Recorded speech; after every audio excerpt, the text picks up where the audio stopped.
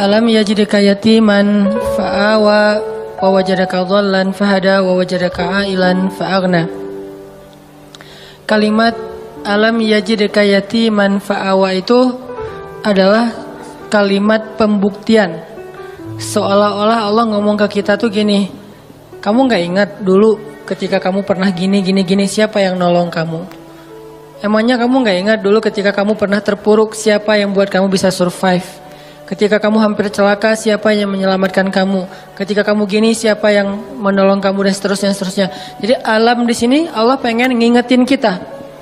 Jadi kalimat alam adalah kalimat permintaan dari Allah supaya kita ingat-ingat lagi nih pengalaman hidup kita. Ada yang pengalamannya sampai ekstrim, second life misalnya, hampir celaka terus bisa selamat. Ada yang pengalamannya masalah hutang, ada yang pengalamannya hampir bunuh diri tapi nggak jadi gara-gara diputusin. Ada yang macam-macam kan pengalaman orang mah ya. Nah itu kalimat alam yajidka yatiman. Yajidka itu Allah mendapati kamu dalam status nggak ada apa-apa sebetulnya. Kita tuh awalnya nggak punya apa-apa, bukan siapa-siapa, nggak bermodalkan apapun. Allah yang fa'awa, fahada, fa'aghna itu terjadi kepada kehidupan kita masing-masing. Kalau dalam bahasa kisah Nabi, fa'awa di masa Abdul Muthalib, fa'awa di masa Halimah, fa'awa di masa Abu Thalib, dan fa'awa di masa Khadijah. Ini semuanya bentuk-bentuk fa'awanya Allah kepada Rasulullah Sallallahu Alaihi Wasallam. Kalau kita terjemahin ayat itu dengan kisah Nabi Musa, alam yajidka yatiman fa'awa, itu bisa teman-teman temuin di surat Toha dan surat Al-Qasas. Nanti di dalam surat-surat itu Allah ngejelasin tentang gimana dulu Nabi Musa dihanyutkan ke Sungai Nil. Walaqad mananna 'alaika marratan ukhra idh awhayna ila ummika ma yuha an qadhifihi fit tabut faqadhifihi fil yammi falyulqihi al yammu bis sahil ya'khudhu 'aduwwun li wa 'aduwwun lahu wa alqaitu ilayka mahabbatan minni walitusna'a 'ala 'aini. Ketika Allah mengilhamkan kepada Ibu Musa, wahai Ibu Musa, hanyutkanlah bayimu di Sungai Nil kalau pengen selamat. Pengen selamat, jangan kamu simpan di rumah, jangan kamu rawat sendiri, jangan kamu bawa lari ke hutan, hanyutkan ke Sungai Nil. Supaya selamat dari siapa? Dari Firaun. Ini perintah Allah. Kadang-kadang Allah ngasih kita perintah dalam hidup itu nggak logis. Menyelamatkan bayi kok malah dihanyutkan ke sungai Nil. Kenapa nggak dibawa lari aja ke dalam hutan, lalu ke pantai, lalu lupa. Kenapa nggak umpetin aja di rumah gitu? Kenapa nggak bikin rumah aja di yang jauh, atau mungkin ibu dan keluarga Musa ngungsi aja ke Madian misalnya, ke luar negeri. Jadi orang yang lari dari negeri Firaun, kenapa nggak gitu aja yang lebih logis? Kenapa malah selamatkanlah bayimu dari Firaun dan tentaranya dengan cara hanyutkan ke Sungai Nil? Itulah hidup. Tidak semua perintah Allah itu kadang kita mengerti di awal, teman-teman. Kita cukup tahu bahwa ini perintah Allah, sami'na wa ata'na. Kalau pengen bahas lebih dalam lagi untuk cari tahu hikmahnya, silakan. Tapi jangan tunggu sampai kita ngerti hikmahnya baru sami'na wa ata'na, kelamaan. Akhirnya kita kehilangan banyak sekali kesempatan dapat kebaikan dari Allah. Justru biasanya Allah ngasih kejutan ketika kita ngambil challenge-nya Allah. Iman challenge, akidah challenge, tauhid challenge. Challenge-nya apa? Lakukan perintah Allah walaupun menurut logika kita agak aneh. Misalnya, tinggalkan pekerjaan itu. Ya Allah, pekerjaan inilah yang bikin saya bertahan hidup selama ini. Saya beli rumah, beli mobil, saya punya tabungan sekian gara-gara kerjaan ini. Udah tinggalin aja. Terus nanti saya kerja apa? Tenang, Allah yang gantiin. Terus gimana Ustadz? Jalannya dari mana Ustadz? Allah tahu jalannya, kita doang yang gak tahu. Kalau kita nggak tahu bukan berarti Allah nggak tahu kan? Kita yang nggak tahu, Allah tahu. Karena Allah alimun, basirun, khabirun. maha tahu, maha melihat, maha teliti, latifun, sami'un. Allah maha kuasa. Jadi kalau kita nggak tahu caranya, bukan berarti dia nggak bisa. Serahin aja sama Allah. Ketika kita serahin sama Allah, Allah nggak mungkin ngecewain kita. Kenapa? Allah nggak pernah ngecewain hamba. Kita aja ke teman kalau udah diserahin satu amanah, kita berusaha untuk bikin dia terkesan, nggak sampai bikin dia kecewa. Apalagi Allah. Hanyutkan bayimu ke sungai Nil supaya selamat dari Fir'aun. Setelah Allah kuatkan hati ibunya, akhirnya karena ibunya soleha, hanyutin bayinya ke sungai Nil, berharap selamat dari Fir'aun. Cuman nggak bisa lepas juga, pakai kakaknya yang jadi pengintai gitu, nyari tahu adiknya hanyut kemana. Ngalir, bukannya ke negeri yang jauh, bukannya ke Sudan kayak atau ke luar negeri kayak, kan sungai Nil itu membelah berapa negara ya, bukan sampai ke luar negeri. Gak lama kemudian malah masuk selokan yang mengarah ke tempat pemandian pribadinya Fir'aun. Ini makin gak logis nih. Luar biasa cara Allah tuh. Allah luar biasa cara membuat skenarionya tuh keren banget. Masuk ke selokan itu, kakaknya Musa makin khawatir, gimana dengan adik, dia masuk ke selokan itu. Langsung dilaporin ke ibunya. Di surat Al-Qasas dikisahkan ketika ibunya tahu Musa hanyutnya ke dalam selokan yang mengarah ke pemandian khusus Fir'aun, hampir copot jantung ibu Musa. Hampir copot jantung ibu Musa. Kenapa? Bisa dipastikan bayi ini akan ditemukan oleh para dayang-dayang Firaun, dan kalau ketahuan Firaun pasti akan dibunuh. Ini ujian luar biasa. Tapi ini challenge-nya justru di situ. Ketika kita berhijrah, ketika kita ngikutin cara Allah, awalnya terlihat, ya Allah, kok gini ya? Kok jadi gini ya? Kok malah masuk ke selokan ini ya? Kan gitu ya, ada kejutan-kejutan kecil gitu awal-awal kita berhijrah. Baru aja kita halalin, putusin, akhirnya putusin, dia langsung jadian sama orang lain. Kan itu berat banget ya. Dia kayak mudah banget gitu move on dari kita. Padahal kita mutusin itu cuman gertak doang biar dia mau halal gitu. Siapa yang takut, kata dia. Akhirnya jadian sama orang lain. Itu tuh berat banget. Saya tahu rasanya. Jadi masuk ke selokan itu. Udah gitu ke sungai kecil. Ditemuin sama dayang-dayang Firaun, dikasih kepada istri Firaun. Qadarullahnya Allah udah kasih persiapan bahwa istri Firaun belum punya anak. Sehingga ketika dibuka tuh tabut, keranjang yang ada bayi Musa, dibuka, dilihat oleh istri Firaun. Allah bilang di surat Toha, wa alqaitu ilaika mahabbatan minni. Aku masukkan untukmu cinta dariku. Maksudnya apa? Tiba-tiba istri Firaun jatuh hati kepada bayi Musa. Siapa yang bikin dia jatuh hati? Allah. Sebagaimana Halimatus Sa'diyah jatuh hati kepada bayi Muhammad untuk menyusuinya secara gratis, begitulah istri Firaun jatuh hati kepada bayi Musa dan mau mengangkatnya sebagai anak tanpa bertanya siapa dan dari mana asal usulnya. Wa alqaitu ilaika mahabbatan minni. Gini cara Allah nolong hambanya. Fa'awanya tuh Allah datangkan orang yang mencintai kita. Tiba-tiba ada aja yang anggap kita kayak keluarga barunya. Pernah kan kita merantau, tiba-tiba di perantauan kita nggak kenal siapa-siapa, dapat keluarga yang sebetulnya dia nggak kenal dengan kita, dia nggak tahu background kita, basic kita dari mana asalnya. Pokoknya dia tiba-tiba kayak sayang aja gitu sama kita. Saya di Mesir juga gitu, tiba-tiba ada aja orang Mesir yang sayang sama saya sehingga dianggap kayak anak angkatnya. Kamu kalau butuh apa-apa bilang ya, kamu kalau butuh apa-apa bilang. Setiap awal bulan, dan beliau siapa? Profesor lah gitu, dosen Al-Azhar. Kan banyak banget kemudahan gara-gara ada dosen, profesor, senior. Kayak Allah jadikan tertarik kepada saya, senang. Kamu kalau butuh apa-apa bilang ya. Terus pas awal bulan dapat gaji langsung datengin. Nah, kamu udah beli buku? Belum. Kasih aja. Udah sih, cuman kayak kurang aja gitu kan ya.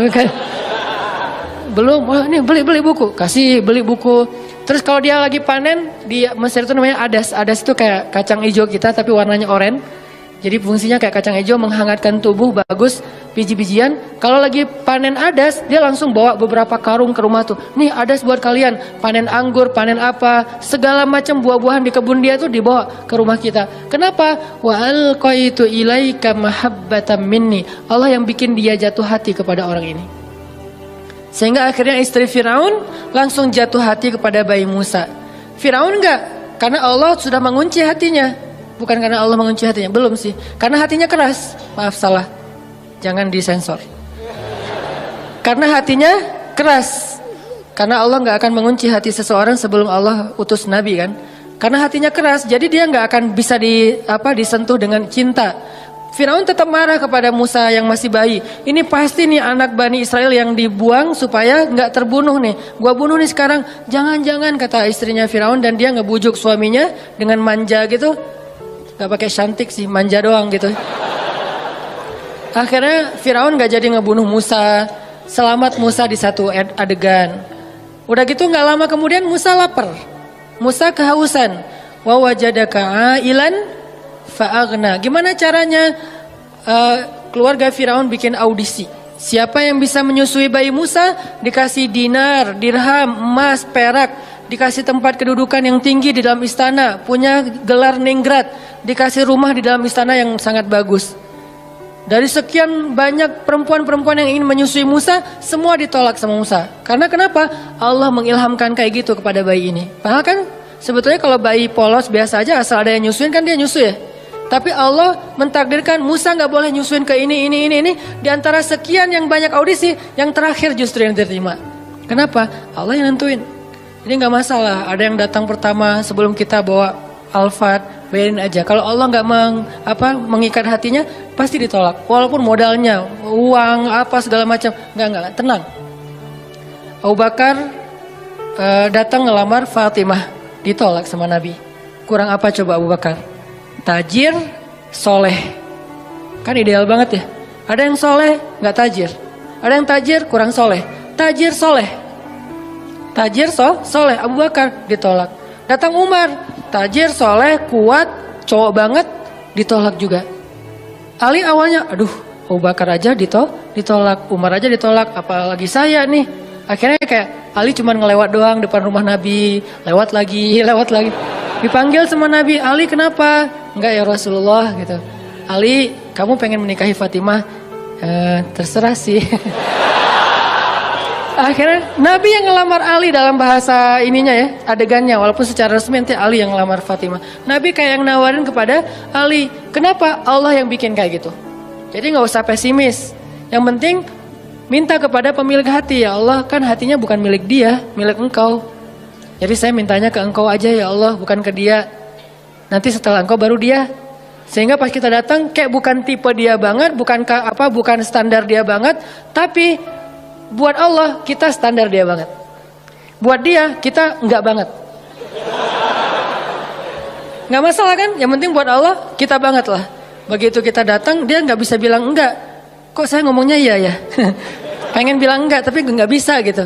Ya udah deh, ya aja.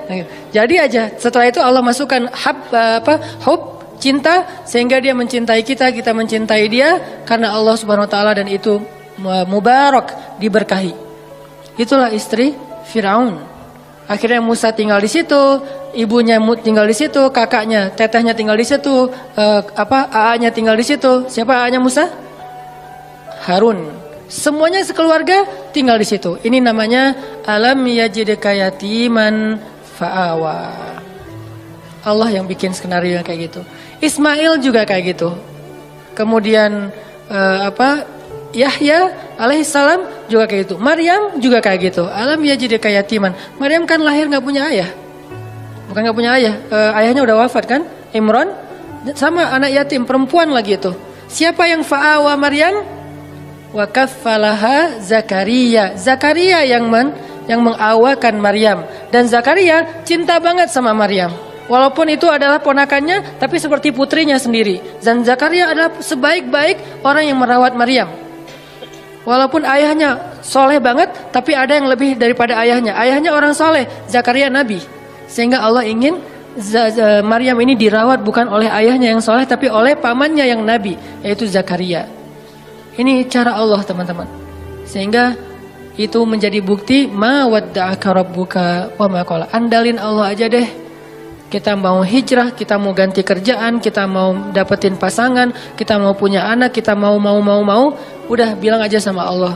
Ada mau apa aja bilang aja sama Allah. Selama yang kita inginkan itu kebaikan, Allah malu untuk gak mengabulkan keinginan kita. Gak mungkin gak dikabulkan, pasti. Kenapa saya bilang pasti? Allah sendiri mengatakan, ujibu da'watad da'i idza da'an. Kalau ada yang berdoa sama aku, curhat sama aku, ujib. Aku pasti akan nge-replay, akan ngerespon, akan ngejawab, akan nge-read. Gak mungkin enggak. Pasti dibalas sama Allah SWT. Kalau teman, pasangan, geng gak ngebalas WA, biasalah itu. Tapi kalau Allah, gak mungkin enggak. Pasti di-read langsung dibalas sama Allah. Cuman balasnya Allah apa? Kadang dibalas dengan yang sama persis dengan yang kita minta. Kadang dibalas dengan yang lebih baik dari yang kita minta. Yang enggak, dikasih yang sebaliknya yang buruk dari yang kita minta. Nggak mungkin. Kalau nggak sama lebih baik antara dua itu. Dan dua-duanya untung. Alam yajidaka yatiman fa'awa. Nanti wawajadaka dhallan. Wawajadaka dhallannya Nabi, mungkin teman-teman pernah dengar penjelasan dari Ustadz Abdul Somad. Saya pengen membandingkan aja. Kalau Nabi kasusnya kayak gitu, pernah tersesat di sebuah perjalanan dari Mekah ke daerah Syam, kemudian Allah tunjukkan jalan supaya sampai ke kota yang dituju. Nah, kalau Nabi Musa pernah juga tuh. Kapan? Pas Nabi Musa nggak sengaja ngebunuh orang Mesir. Orang Mesir berantem sama orang Bani Israel. Cuman orang Mesirnya kayak zalim gitu. Dia terlalu sombong. Akhirnya didorong sama Musa, meninggal kan. Walaupun Musa nggak sengaja sih. Dorong, kamu apa-apaan sih, mati kan? Musa juga kaget, kenapa nih? Gitu, kayak nggak sengaja gitu. Jangan-jangan setan. Akhirnya Musa bilang, ya Allah bukan kerjaan saya, kerjaan setan. Jadi boleh kan nyalahin setan. Bilang setan, salah saya apa? Ya salah kamu setan gitu. Ya. Akhirnya meninggal. Musa lari karena dia membunuh orang Egyptian, orang Kipti. Lari kemana? Nggak tahu kemana. Cuman berdoa, ya Allah beri saya petunjuk dalam perjalanan ini. Jalan aja, pokoknya kemana kaki melangkah deh ikutin aja tuh. Nggak ada, nih lihat Google Map dulu atau mau kemana dulu, bikin itinerary dulu. Kayak kita trip atau traveling yang udah jelas tujuannya, ada travel agentnya, ada budgetingnya, udah segala macam. Enggak, pokoknya jalan aja kemana kaki melangkah ikut aja terus. Ini benar-benar dol namanya nih, nggak tahu arah. Tapi sampainya kemana? Ke jodohnya. Ke Madian, ke Yordania, ketemu dua orang cewek lagi ngantri mau ngasih minum ternak. Musa nanya, ma khatbukuma, ada yang bisa saya bantu? Nggak ada modus-modusan. Beda dengan kita, kayak kenal ya, di mana ya? Enggak, kita nggak pernah ketemu. Saya yakin saya pernah ketemu sama kamu. Di mana? Di dalam mimpi. Modus banget kan ya. Musa nggak kayak gitu. Ya udah aja, ma khatbukuma, kalian ada apa? Apa yang bisa saya bantu? Dengan bahasa yang lembut ya, pastinya kan ngomong sama cewek nih. Masa ngomong sama cewek, ma khatbukuma, kan enggak ya? Nada khatib yang membuat kesannya jadi berubah. Kan kalau khatib berubah, kalau dia nggak paham ceritanya, dia akan mengatakan ma khatbukuma. Nggak gitu Ustadz. Gimana? Ma khatbukuma, kan lagi ngomong sama cewek nih. Musa orangnya santun. Akhirnya, kami nggak bisa ngasih minum ternak, soalnya harus ngantri di belakang laki-laki. Ya udah saya bantuin. Musa langsung turun ke sumur. Ketika Musa turun naik ngasih minuman ternak, dan itu ada puluhan ekor onta, ratusan ekor onta. Satu ekor onta aja minumnya udah banyak banget kan. Di situ kelihatan Musa itu kuat, gagah. Kebayangkan ngangkat air gitu, walaupun yang tadinya dia udah jaga-jaga nggak mau kelihatan ototnya, kan kelihatan juga tuh pas ngangkat. Terus kayak pura-pura lipat baju gitu, nih kenapa ya ngangkat gitu. Terus kayak udah gitu selesai, Musa duduk di bawah pohon istirahat, si ceweknya pulang cerita ke ayahnya, ayah tadi kami dibantu oleh seorang laki-laki, dia baik segala macam. Kata ayahnya, ya udah undang ke rumah, ayah pengen bilang makasih dan ngejamu dia makan. Musa di bawah pohon bilang gini, ya Allah saya lapar dan engkau sebaik-baik pemelihara. Ya Allah saya lapar, tapi engkau yang maha penyayang. Ngadu ke Allah. Lapar bilang ke Allah. Mau ikhtiar gimana di negeri orang gak tahu di mana tempat makan. Dan gak bawa uang juga. Ya Allah saya lapar, engkau sebaik-baik penolong, pemelihara, pengasih, penyayang. Tiba-tiba cewek itu datang. Tamshi ala istihya, berjalan malu-malu. Gimana jalan malu-malu? Aduh gimana ya ngomongnya ya. Kalau bahasa kita mah aduh malu mau ngomong. Tapi kan ini amanah dari ayah. Kalau kita mah pura-pura malu. Kalau ini benar-benar malu-malu. Tamshi alas teh ya. Gimana ya caranya ya? aduh gimana ya, atau gimana ya, terus maju lagi, nggak jadi lagi mundur, maju lagi, nggak lagi mundur lagi, nggak pakai cantik, maju mundur aja udah. Sampai akhirnya datang, Mas, kalau bahasa kita nih, Mang, A gitu ya, ayah saya ngundang AA di rumah mau ngucapin terima kasih, oh iya, hayu, jalan aja, hayu, nggak tahu bahasa Arabnya hayu apa, jalan. Jalan sampai ke rumah, ayahnya ngasih makan, ngobrol, kamu dari mana nak? Saya dari Mesir. Oh ya, negerinya Firaun. Ya, saya pelarian dari Firaun. Emang ada cerita apa? Kisahin, kamu orang baik, tinggallah di sini. Ya, makasih Pak. Setelah itu si bapak itu ke belakang kan, ternyata si anaknya yang perempuan ngedengar pembicaraan mereka. Lalu ayahnya nanya, nak, laki-laki itu bukan ayahnya, si ceweknya yang ngomong, ayah, kan ayah nggak punya pekerja yang bisa mengurus ternak, pekerjakan dia di rumah kita karena dia qawiyun amin, laki-laki yang kuat dan baik, amanah, baik.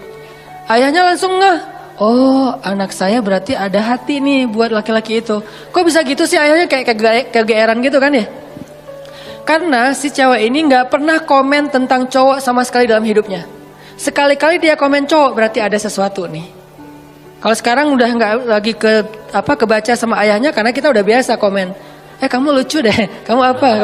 Jadi kayak sering komen jadinya biasa aja kan. Karena dia nggak pernah komen tentang cowok. Sekali-kalinya ada postingan cowok dia komen, itu sesuatu banget kan.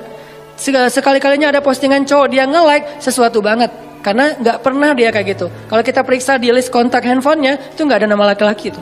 Cewek semuanya terjaga banget. Sehingga sekali-kali dia bilang, ayah pekerjakan dia di rumah karena dia laki-laki yang baik dan kuat. Ayahnya langsung nangkep, oh anak saya berarti tenang dengan laki-laki itu. Musa, maukah kamu menikahi putriku? Dengan mahar sekian. Musa mengiyakan, menikahlah mereka. Alam yajidka yatiman fa'awa, dikasih keluarga baru di Madian. Sebagaimana saya dikasih keluarga angkat dulu ketika di Mesir. Dan kemudian di Bandung. Kemudian seterusnya. Allah mudahin. Alam yajidka yatiman fa'awa. Saya seorang perantau. Walaupun saya ngerasa kayaknya Bandung ini adalah akhir dari perjalanan saya. Udah gak mau pindah lagi ya. Pokoknya udah love banget lah dengan kota Bandung ya. Hashtag. Jadi karena ngerasa kayaknya nih negeri saya yang ketiga, Aceh, Kairo, Bandung, udah aja selesai, udah nggak mau pindah lagi karena udah nyaman. Tapi saya ngerasa dulu ke Kairo sendiri, kemudian ke Bandung nggak kenal siapa-siapa, selalu kasusnya alam yajidka yatiman fa'awa, yatiman fa'awa, yatiman fa'awa, itu berulang kali loh teman-teman. Pasti teman-teman juga ngalamin. Itu bukti ma wadda'aka rabbuka wa ma qala. Apalagi nanti kalau ngomong Ibrahim, pas beliau diusir oleh ayahnya dari Irak ke Palestina, bukankah itu juga terlunta-lunta, terkantung-kantung, dolan, agna, wajadaka ail, jadi udah yatim, dol, ail, udah nggak punya siapa-siapa, bingung juga mau kemana, lapar nggak punya apa-apa, tapi kemudian fa'awa, fahada, fa'agna. Sehingga Ibrahim yang tadinya seorang dalam keadaan yang tidak tahu apa-apa datang ke Palestina. Sampai di Palestina Ibrahim menjadi orang paling kaya di Palestina. Apa ukuran kekayaan Ibrahim di Palestina? Ukuran kekayaan Ibrahim di Palestina, setiap malam Ibrahim menyembelih 100 ekor onta untuk para tamu. 100 ekor onta. Satu ekor onta harganya sebutlah 50 juta kali 100. Satu malam dia ngeluarin uang 5 miliar ya? 5 miliar benar? 5 miliar setiap hari loh teman-teman. Ada nggak di antara kita yang ngeluarin uang 5 miliar setiap hari buat tamu? Sehingga bisa dibilang Ibrahim itu bapak perhotelan dalam sejarah manusia. Dia yang pertama bikin konsep hotel. Hotel gratis tapi. Buat siapa? Visitornya siapa? Orang-orang yang mau berziarah ke Masjid Al-Aqsa. Ibrahim yang menjamu mereka, ngasih hotel dengan kualitas bintang 5, terus juga buffetnya itu udah free flow, setiap saat mereka bisa makan, dan satu hari minimal 100 ekor onta. Itulah kekayaan Ibrahim. Dan itu berarti Ibrahim menjamu sekian ribu tamu setiap hari. Dan ini manajemennya gak gampang loh. pasti ada suppliernya, pasti memberdayakan bisnis-bisnis lokalnya. Jadi Ibrahim itu benar-benar bisa memberdayakan warga Palestina, semuanya jadi sejahtera dengan kerjaan perhotelannya di Masjid Al-Aqsa. Gratis semuanya, Ibrahim yang bayarin. Sekaya itu Ibrahim, teman-teman. Padahal datangnya gak punya apa-apa. Fa'aghna, Allah yang mengkayakan Ibrahim. Semua cerita para anbiya itu sebetulnya bisa dikaitkan dengan alam yajidka yatiman fa'awa wa wajadaka dhallan fahada wa wajadaka ailan fa'aghna. Apalagi Adam, lebih yatim lagi kan? Jatuh dari langit, gak punya siapa-siapa. Satu-satunya yang dia punya itu juga gak tahu di mana. Kekasihnya Hawa. Bagaimana caranya? Allah yang menunjukkan mereka sehingga ketemu. Setelah sekian tahun mencari, akhirnya ketemu juga. Nah, ini artinya teman-teman, ma wadda'aka rabbuka wa ma qala. Part ketiga yang akan kita tuntaskan malam ini, fa ammal yatim fala taqhar wa ammas sa'ila fala tanhar wa amma bi ni'mati rabbika fahaddis. Kalimat 3 ayat terakhir ini itu kayak ngenerusin 3 ayat sebelumnya. Alam yajidka yatiman fa'awa fa ammal yatima fala taqhar wa wajadaka dhallan fahada wa ammas sa'ila fala tanhar wa wajadaka ailan fa'aghna wa amma bi ni'mati rabbika fahaddis. Jadi kayak pasangan-pasangan ayat. Bukankah Allah mendapatimu dalam keadaan yatim, lalu Allah kasih kamu keluarga? Makanya kalau ketemu anak yatim, jangan kamu bersikap semena-mena kepada mereka. Karena Allah juga mendapatimu yatim, wahai Muhammad. Sehingga Nabi Muhammad sayang banget sama anak yatim. Dan sangat dekat kepada orang yang sayang kepada anak yatim. Sehingga Nabi mengatakan, orang yang mencintai anak yatim nanti di akhirat bersamaku itu seperti jari telunjuk dengan jari tengah ini. Dekat banget. Jadi kita bakal punya rumah bersebelahan, satu klaster sama rumah Nabi. Kan seru banget ya. Punya rumah satu klaster sama rumah Nabi. Dan klaster itu klaster terbaik di surga. Yang satu butir debunya lebih mahal daripada dunia dan seisinya. Bukan 1 meter tanahnya, 1 butir debunya lebih mahal daripada dunia dan seisinya. Enggak ada lagi klaster wilayah tanah yang lebih baik daripada klasternya Nabi nanti di surga. Dan siapa yang sayang kepada anak yatim, yang sangat peduli kepada anak yatim di sini usia sebelum dia mampu berusaha. Kalau 25 tahun terus dia jomblo gitu, terus dia kayak gitu, itu modus ya. Ustadz, dia tuh masih yatim loh. Ayahnya udah meninggal sekian tahun. Jadi saya kayak fa'awa gitu Ustadz ya. Ya boleh lah ya. Yang penting niatnya baik. Jadi siapa yang sayang sama anak yatim, nanti dia akan disediakan rumah satu klaster dengan Rasulullah SAW. Jadi dia kayak bertetanggaan gitu sama Nabi SAW. Ketemu sama Nabi, duduknya di sebelah Nabi. Ketemu sama Nabi, duduknya satu majelis sama Nabi. Ini fa'ammal yatima fala taqhar. Jangan semena-mena sama anak yatim. Dulu di zaman Nabi ada cerita seorang sahabat namanya Abu Lubabah. Abu Lubabah ini punya pohon korma di sebelah rumah anak yatim. Tapi dia nggak rela gitu kalau kormanya dimakan sama anak yatim, korma yang udah jatuh. Sehingga satu hari anak yatim lagi makan korma jatuh, dari mulutnya diambil sama Abu Lubabah. Ini bukan punya kamu, ini punya saya. Dilaporin ke Rasulullah. Terus Rasulullah nawarin, ya Abu Lubabah, kamu mau nggak punya kebun di surga yang pohon kormanya kamu berjalan di bawah naungannya 100 tahun belum keluar dari dahannya. Saking gedenya pohon korma di surga. Mau nggak kayak gitu Abu Lubabah? Mau ya Rasul, caranya gimana? Wakafkanlah pohon kormamu untuk anak yatim. Gimana ya Rasul, itu pohon korma kesayangan saya banget.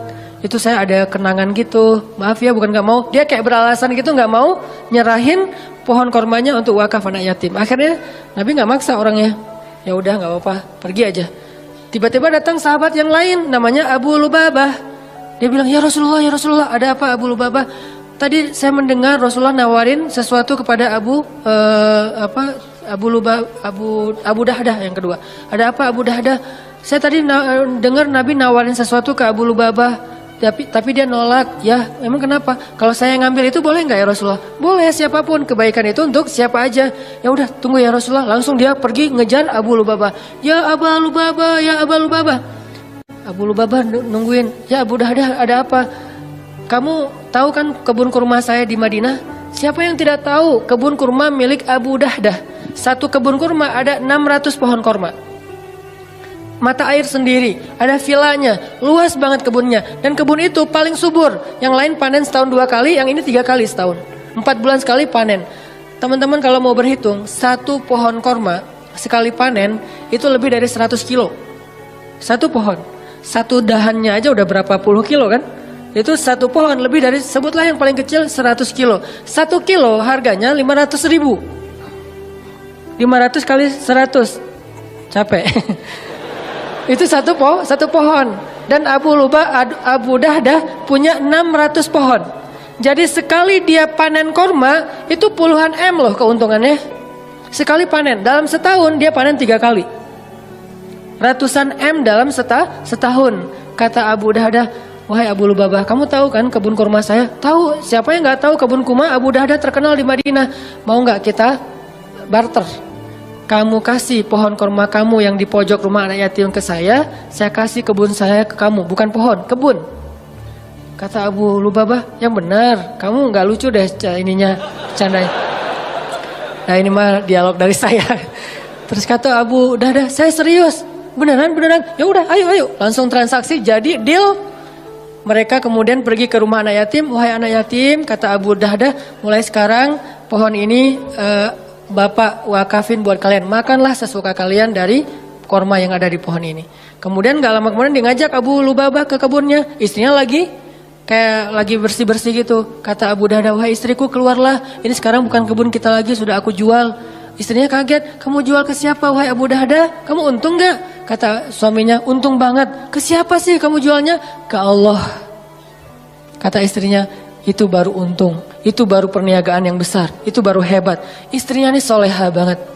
Coba kalau kita ngomong gitu ke pasangan kita, kira-kira digapain? Didoain ya. Semoga kamu cepat apa. Ini istri yang soleha. Ini buat cewek-cewek ya. Kadang-kadang suami itu kalau lagi semangat, kadang-kadang kan nggak mikir ya. Kasih aja. Nah kalau dia lagi gitu, tapi tetap ada batasannya juga. Cuman dengan kualitas iman Abu Dahdah dan istrinya itu emang luar biasa, inspiring banget. Istrinya malah bahagia. Ya saya udah keluar. Wah, sekarang jadi milik siapa? Abu Lubabah. Silakan Abu Lubabah. Mereka pergi meninggalkan kebun itu sama sekali nggak nyesal. Cerita ini didengar oleh Rasulullah SAW dan Nabi mengatakan, duh betapa luasnya kebun Abu Dahdah di dalam surga. Aku melihat kebun Abu Dahdah itu mudhammatan, lebat sekali, warnanya hijau tua di dalam surga. Ini makna dari fa'ammal yatima fala taqhar. Sebegitu besarnya penghargaan Allah kepada orang yang menyantuni anak yatim. Terus angle yang kedua adalah al jaza min jinsil amal. Balasan itu sesuai dengan jenis amal. Jadi kalau dia pengen dapat fa'awa, alam yajidka yatiman fa'awa, pengen dapat itu, maka caranya fa'ammal yatima fala taqhar. Siapa yang menyantuni anak yatim, Allah santuni. Siapa yang menaungi anak yatim, Allah naungi. Siapa yang meringankan hajat anak yatim, Allah ringankan hajatnya. Al jaza min jinsil amal itu berlaku di surat Ad-Duha. Jadi itu bukan kaidah fikih akal-akalannya ulama, karena ulama ketika membuat sebuah rumusan fikih atau persepsi fikih itu berlandaskan pemahaman mereka terhadap ayat dan hadis kan. Ayatnya salah satunya fa'ammal yatim fala taqhar. Hasilnya alam yajidka yatiman fa'awa. Wa ammas sa'il fala tanhar. Kalau ada orang yang nanya, karena ada dua tafsir nih. Ada yang bilang sa'il di sini orang yang meminta pertolongan, ada yang bilang sa'il di sini orang yang nanya jalan. Kalau ada yang nanya jalan ke kamu, lalu kamu menunjukkan jalannya, maka Allah juga akan wa wajadaka dhallan fahada. Makin sering kita ngebantu orang untuk menemukan jalan, makin sering kita dengerin curhat teman kita, makin sayang Allah untuk dengerin curhat kita. Maka sabarlah mendengar curhat temannya. Walaupun kadang-kadang emang capek sih, tapi sabarlah. Latihlah mendengar curhat teman, sehingga kita jadi seorang suami yang mau mendengar curhat istri. Nanti ketika kita udah nikah, Neng mau cerita apa? Kayak semangat gitu kan ya. Iya, tadi ada cerita sama teman-teman gini-gini. Kita jadi pendengar yang baik, bukan langsung kita patahkan. Kenapa? Karena udah terbiasa di kos-kosan jadi tempat curhatnya teman-teman sekos-kosan. Sampai ibu kos juga curhatnya ke kita gitu. Iya, itu yang kamar sebelah suka telat aja bayar kos-kosan. Ya Bu. Saya juga gitu ya Bu. kamu nggak apa-apa, soalnya kamu udah dengerin curhat. Gitu. Ya pokoknya jadi orang yang wa masaila fala tanhar. Jadi kalau ada orang yang nanya ke kita, minta pertolongan ke kita, kita berusaha untuk membantu dia, Allah juga akan berusaha membantu kita. Contohnya Nabi SAW. Nabi itu kalau ada yang minta tolong nggak pernah nolak. Kalau beliau nggak bisa nolong sendiri, beliau akan cari orang untuk nolong dia baru ditinggalin. Jadi nggak ada yang datang langsung Nabi, maaf ya nggak bisa. Mungkin kita nggak bisa gitu-gitu amat lah ya, tapi berusaha. Nggak semua kasus kita bisa ambil. Tapi ada satu dua yang kadang-kadang kita kayak berjuang banget. Ada banyak orang yang mengetuk pintu rumah kita, yang nelpon ke nomor kita, yang datang kepada kita minta tolong. Mungkin di antara sekian banyak, jangan semuanya ditolak. Harus ada satu dua yang kita ambil. Entah kenapa, pokoknya Allah yang pilihkan dia untuk kita. Terus kita coba tuntaskan hajat dia sampai selesai. Siapa yang meringankan hajat saudaranya di dunia, Allah ringankan hajat dia di dunia dan di akhirat. Balasannya bukan cuma di dunia, bahkan di akhirat. Sehingga ketika kita di akhirat nanti bingung di padang mahsyar itu kan perjalanan jauh banget ya. Kebayang gak sih dari sini ke Palestina itu jalan kaki? Kok Palestina Ustaz? Karena tempat berhisab itu adalah negeri Palestina. Ini salah satu keutamaan dari negeri Palestina itu adalah mim makanin qarib yang Allah sebutin di Al-Quran. Arti makanin qarib, tempat yang dekat itu adalah Palestina kata ulama tafsir. Sehingga nanti sidang Allah itu di padang mahsyar adanya di negeri Palestina. Negeri Palestina dari Indonesia jaraknya jauh, padahal buminya masih segini. Sedangkan bumi mahsyar beribu-ribu kali lipat lebih besar daripada bumi ini. Berarti jaraknya ribuan kali lebih jauh daripada yang sekarang. Kita meninggal di Indonesia, dikuburin di Indonesia. Nanti ketika kita bangkit, kita harus jalan ke Palestina. Palestinanya udah berapa ribu kali lipat lebih jauh dari yang sekarang. Jalan kaki teman-teman. Gak ada petunjuk sama sekali. Arahnya sudah berganti. Kiblat atau timur barat udah berubah. Gimana cara kita menemukan spot hisab? Susah banget kan? Kalau enggak karena Allah, wa wajadaka dhallan fahada. Dulu di dunia kita sering nolongin orang, sering nunjukin arah ke orang lain, sering bantuin orang di jalan, sering bantu orang ketika kesusahan. Allah bantu nanti kita di akhirat. Sehingga tiba-tiba dikasih kendaraan, kita kayak kasih tumpangan buat teman, itu enggak ada yang kelewat sama catatan Allah. Kamu kan dulu pernah ngasih tumpangan ke teman kamu pulang taklim. Padahal kamu pulangnya ke Padalarang, dia ke Cilenyi, kamu anterin dia dulu. Akhirnya balik lagi ke tengah, gak sampai Padalarang, nginep di TSB. Gak kuat gitu ya. Tadinya nanyanya sih kayak serius gitu, pulang kemana, saya anterin. Oh boleh. Udah aja naik motor, kemana Cilenyi. Ngomong dari tadi. Kan beda arah timur dan barat. Nah kamu pernah ngelakuin itu di dunia, nanti di akhirat tiba-tiba Allah yang ngasih kita tumpangan. Dan tumpangan dari Allah sebaik-baik tumpangan kendaraan cahaya. Sehingga dari Indonesia ke Palestina itu hanya sekejap mata saja. Itu diantara makna dari hisab yang ringan, hisab yang mudah, dipercepat perjalanannya. Sementara yang lain masih kebingungan. Ada yang jalan ke sana, ada yang jalan ke sana. Itu nggak ada yang arah loh, yang jelas arahnya. Jadi orang jalan itu acak aja tuh kemana-mana. Bisa ribuan tahun nggak sampai ke tempat hisab, belum dihisab tuh. Untuk sampai ke sana aja ribuan tahun. Kok malaikat nggak ngasih tahu sih kalau kita salah jalan? Karena kita di dunia juga nggak pernah ngasih tahu orang kalau dia salah jalan, dibiarin aja. Malah ada yang sengaja nyesatin lagi tuh. Kalau mau jalan ke Dago lewat mana? Itu aja lewat ini, nanti Gatot Subroto tembus aja ke Soekarno Hatta, udah gitu Buah Batu, terus aja ke sana. Itu mah Banjaran ya. Nah ini artinya nanti pas kita nanya malaikat mau ke tempat hisab, tempat hisab, balik lagi aja ke belakang, kamu udah kejauhan. Tapi malaikat nggak gitu-gitu juga sih. Paling-paling malaikat cuek ninggalin kita gitu. Akhirnya kita terkatung-katung. Ini makna terkatung-katung. Istri kita bangkitnya bareng. Kenapa bangkitnya bareng? Karena kita pengen dikuburin satu liang lahat. Cinta sejati gitu kan, true love and endless love lah. Pas meninggal, wasiat aku pengen dikuburin sama kamu. Udah aja dikuburin satu liang lahat. Pas bangkit, noleh juga enggak teman-teman. Yauma yafirrul mar'u min akhihi wa ummihi wa abihi wa sahibatihi wa banihi likulli imri'in minhum yawma idzin sya'nun yughni. Kita bangkit bersebelahan tapi enggak noleh. Kok bisa gitu Ustaz, enggak kenal? Kenal tapi enggak peduli. Kok enggak peduli? Saking takutnya kita tentang nasib diri sendiri. Sampai diibaratkan hari itu kata Allah di surat Al-Muzammil, hari ketika seorang wildana syiba, seorang anak kecil aja tiba-tiba beruban saking stresnya dia. Tapi nggak semua orang yang rambutnya beruban itu karena stres ya, sebagiannya doang. Kalau anak kecil sampai tiba-tiba beruban berarti kan stres banget tuh hari ya.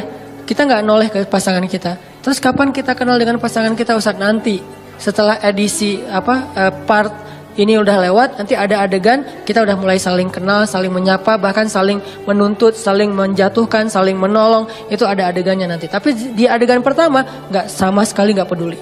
Suaminya tersesat, istrinya nggak akan nolong. Sehingga yang bisa nolong kita hari itu hanyalah apa yang hari ini kita lakuin, teman-teman.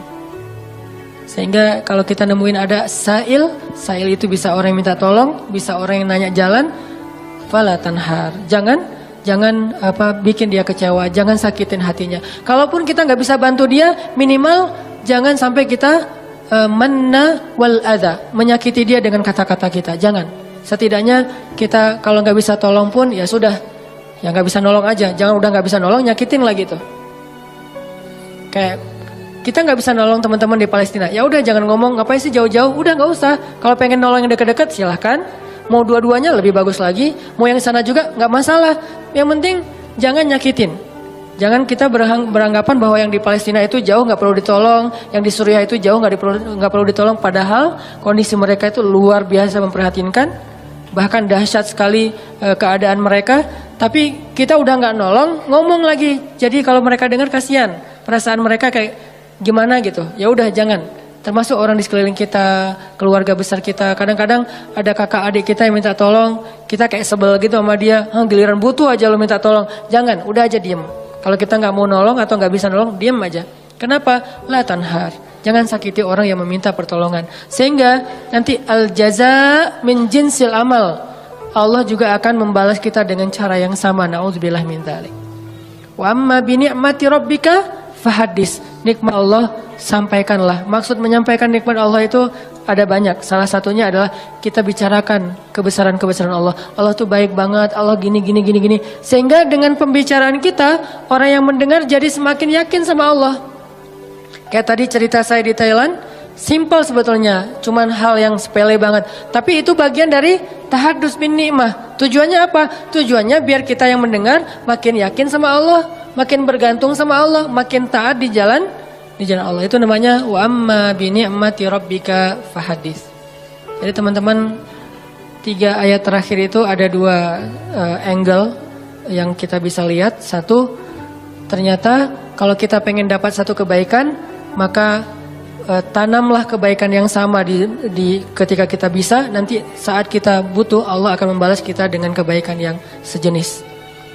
Saya pernah cerita dulu, saya di Kota Baru Parahyangan habis taklim malam-malam gerimis, saya pulang pakai mobil, ngelihat di jalan ada ibu-ibu sama anak gadisnya lagi jalan kaki. Kota Baru di Masjid Al Irsyad itu kan ke jalan raya jauh ya, dan malam-malam nggak ada damri, nggak ada angkot, nggak ada ojek. Beliau jalan kaki berdua, gerimis lagi tuh, pakai payung. Saya waktu itu tinggal di Cihanjuang, saya mau keluar dari masjid, ngelihat ada ibu-ibu sama putrinya lagi jalan. Saya samperin, Bu, butuh tumpangan? Oh boleh Ustadz, mau kemana? Mau ke depan? Ya udah ikut aja. Karena saya nggak bawa pasangan, mereka duduk di belakang. Itu etikanya ya, jangan duduk di depan, nanti jadi fitnah. Udah aja duduk di belakang. Dan itu tidak menghina. Oh jadi kayak supir dong, nggak apa-apa. Karena demi menjaga fitnah. Biarkan dia duduk di belakang berdua, saya di depan. Kalau ngomong, ya ngomong aja. Sesekali ngelihat ke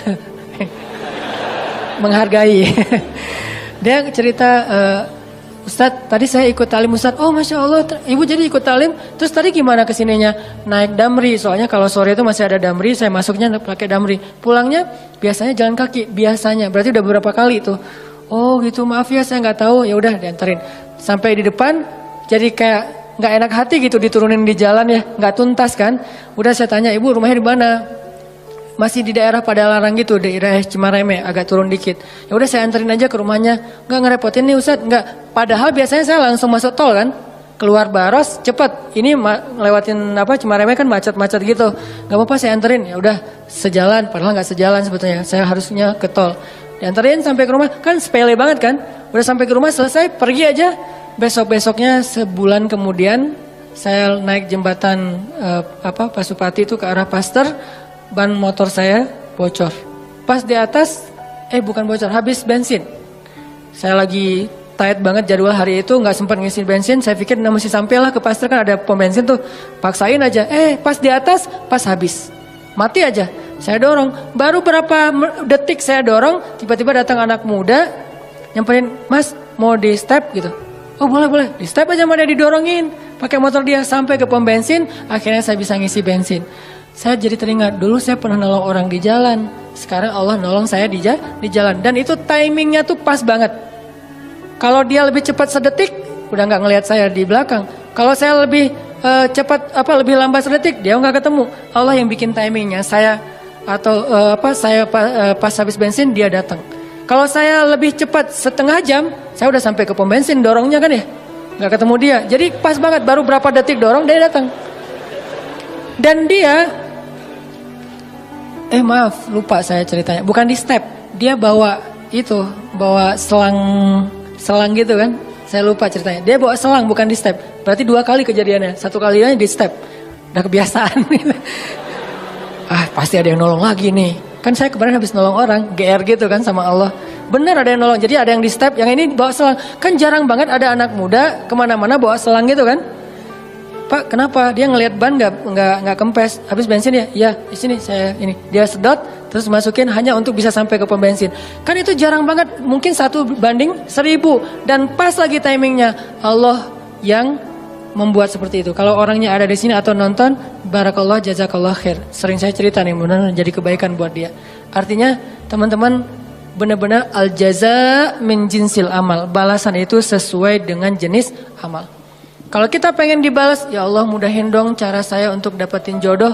Mudahin orang lain untuk dapetin jodoh. Caranya gimana? Jadi mak comblang mungkin. Atau nemenin dia curhat mungkin. Atau nemenin dia ngelamar mungkin. Kita yang jadi, "Pak, dia tuh sahabat saya banget. Saya kenal banget dengan dia, Pak. Wah, pokoknya aman lah, Pak. Dia orangnya bertanggung jawab." Kita promoin dia. Sehingga nanti Allah yang promoin kita di orang lain. Pokoknya mau apa, cari amal soleh yang sejenis dengan itu. Saya pengen jadi orang kaya, Ustadz. Ya udah. Tolong orang lain ketika lagi butuh modal atau apa. Saya pengen nikah, Ustadz. Ya udah, bantu dulu temennya untuk mahar. Nanti Allah ganti mahar yang buat kita. Atau kalau nggak mahar mungkin hantaran. Karena kadang-kadang kan hantaran itu apa? Seserahan ya. Seserahan itu kadang-kadang lebih gede daripada mahar kan. Mahar anak saya sih nggak banyak, Dek. Soalnya kan kata Nabi mahar jangan tinggi-tinggi. Berapa, Pak? Ya udah 1 gram aja. Oh, tapi seserahannya ya berapa? 1 M juga nggak apa-apa. Si bapak teh. Seserahannya yang gede, jadi kita bikin stres gitu kan. Nggak apa-apa, ambil aja. Jangan menyerah ketika ditawarin 1 M, 10 M, 100 M. Ambil, itu angka gede di kita, tapi kecil di Allah loh. Jangan pikir kita yang bakalan bayar, Allah yang bayarin. Dek, maharnya standar biar nggak beda sama kakaknya ya. Bukan bapak mau mempersulit adik, bapak tahu adik penghasilannya pas-pasan. Ini bapak menghina atau lagi apa sih? Tapi emang biar dia nggak jauh banget, nggak jomplang banget sama kakaknya. Kakaknya dulu sih 3 M, dia 2 M juga nggak apa-apa. Boleh, Pak? Kamu sanggup? Insya Allah, Pak. Kerja apa? Allah yang kasih kerja. Gitu, semangat. Siapa tahu nanti setelah kasih saya waktu 1 tahun, Pak. 1 tahun? Ya, oke 1 tahun.